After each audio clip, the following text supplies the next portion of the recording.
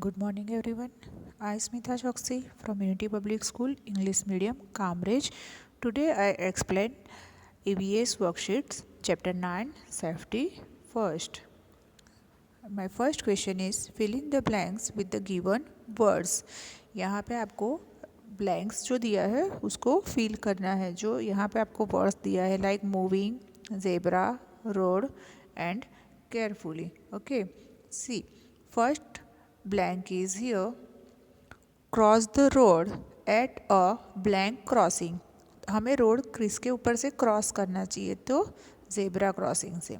Do not get out of a blank बस.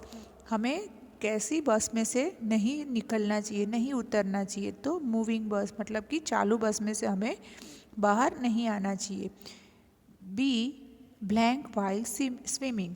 जब हम स्विमिंग करते हैं तो कैसे करना चाहिए तो बी केयरफुल वाइल स्विमिंग. जब हम स्विमिंग करते हैं तो हमें ध्यान से करना चाहिए, केयरफुली करना चाहिए. Never play on the road.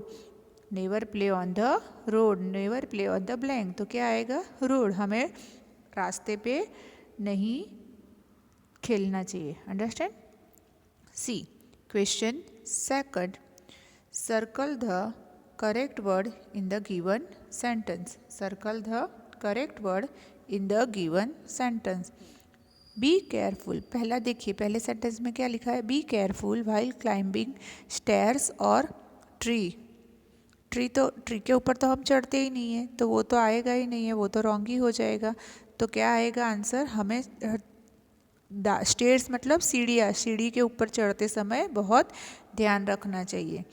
Always walk on the footpath और रोड. हमें हमेशा कहाँ पे चलना चाहिए, फुटपाथ के ऊपर चलना चाहिए या रोड के ऊपर. तो फुटपाथ के ऊपर, क्योंकि रोड के ऊपर तो व्हीकल्स आते जाते रहते हैं ना, तो एक्सीडेंट्स हो सकता है. Always play with toys and sharp object. हमें ऑलवेज कैसे ऑब्जेक्ट किससे खेलना चाहिए, टॉयज़ के साथ या शार्प ऑब्जेक्ट. तो टॉयज़ के साथ खेलना चाहिए क्योंकि शार्प ऑब्जेक्ट से तो खेलते हैं तो क्या होगा, लग सकता है ना हमें, तो शार्प ऑब्जेक्ट नहीं आएगा. आंसर क्या आएगा toys. Call an adult or child for help if you get hurt. अगर हमें कुछ लग जाता है तो हमें किसे बुलाना चाहिए, बड़े को बुलाना चाहिए या छोटे को. तो बच्चे, चाइल्ड यानी कि बच्चा, तो बच्चा आके क्या कर सकता है तो हमें किसको बुलाना चाहिए, एडल्ट को. एंड सी यहाँ पे मैंने राइट आंसर आपको दिखा ही दिया है कि फर्स्ट में क्या आएगा. राइट आंसर आपको फिर वापस ऐसे लिखना है. Understand. Now see question 3. Right T for true और F for false for the following statements. आपको नीचे जो स्टेटमेंट्स दिए हैं उसमें अगर जो राइट आंसर है तो उसके आगे आपको क्या लिखना है, T लिखना है. और जो रॉन्ग आंसर है उसके आगे क्या लिखना है, F लिखना है. समझ गए. C first. Never play behind the park vehicles. जहाँ पे व्हीकल पार्क करने होते वहाँ पे हमें नहीं खेलना चाहिए. तो ये आंसर क्या आएगा, राइट आएगा, क्योंकि हमें पता नहीं होता है कि कहाँ से कब क्या आ जाएगा. ठीक है, तो वहाँ पे हमें नहीं खेलना चाहिए. Never cross the road through a Subway. जहाँ से व्हीकल आते जाते हैं वहाँ से हमें रोड क्रॉस नहीं करना चाहिए. हमें रोड क्रॉस कहाँ पे करना चाहिए, ज़ेब्रा क्रॉसिंग से. कहाँ पे करना चाहिए, ज़ेब्रा क्रॉसिंग से. We should not play with electric wires. हमें इलेक्ट्रिक वायर से भी नहीं खेलना चाहिए. तो यहाँ पे भी क्या आएगा, टी आएगा. ठीक है. Do not leave your toys on the floor after playing. हमें खेलने के बाद हमारे टॉयज़ यहाँ तहाँ नहीं छोड़ देने हैं.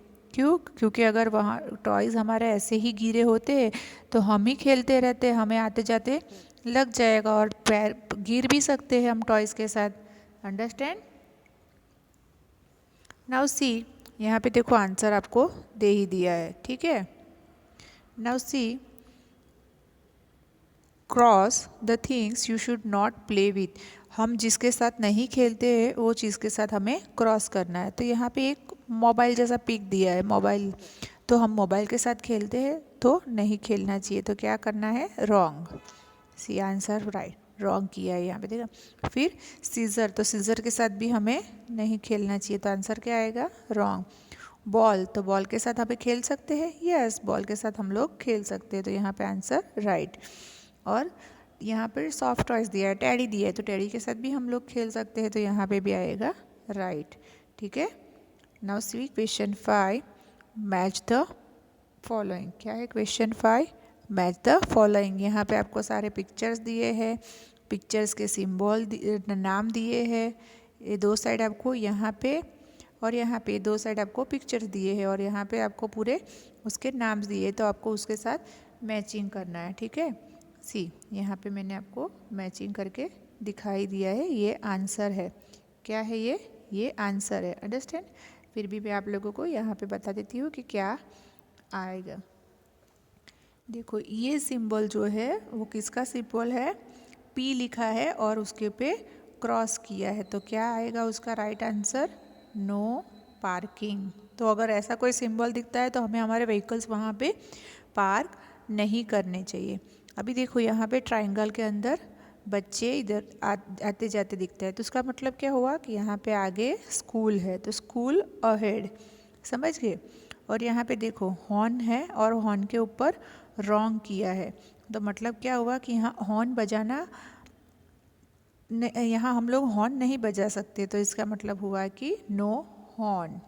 ठीक है, और यहाँ देखो एरो किया है, राइट साइड का एरो है और उसके पे क्रॉस लिया है, तो उसका मतलब हो गया कि नो राइट टर्न, तो यहाँ पे आएगा। फिर यहाँ पे लिखो क्या लिखा है, वो क्रॉस रोड दिया है और उसके पे कोई चल रहा है, तो उसका मतलब हुआ कि ये वॉकवे है, यानी कि पेडिस्ट्रियंस क्रॉसिंग, तो ये यहाँ पे आ जाएगा। ठीक है, अभी यहाँ देखो कौन सा सिंबल दिया है, डॉक्टर का, हॉस्पिटल का जो सिंबल होता है ना वो प्लस साइन वाला, तो उसका मतलब है कि यहाँ पे आगे हॉस्पिटल है। अभी यहाँ पे देखो एक एरो दिया है, ये इसमें देखो एक एरो है और लेफ़्ट साइड टर्न किया है और उसके पे क्रॉस कर दिया है, तो उसको क्या मतलब हुआ कि नो लेफ़्ट टर्न।